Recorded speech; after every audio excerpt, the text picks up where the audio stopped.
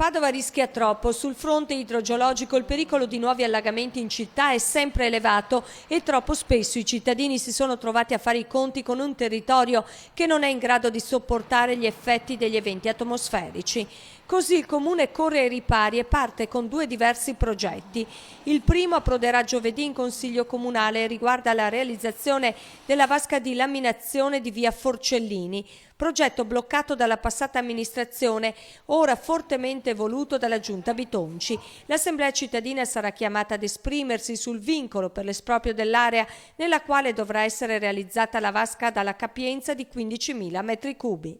Sul vincolo invece la vasca di laminazione in zona Forcellini è un vincolo che viene posto su un'area al fine di esproprio e procedere con la realizzazione di questa vasca di laminazione che darà respiro a quell'area che sappiamo tutti essere molto soggetta all'acqua.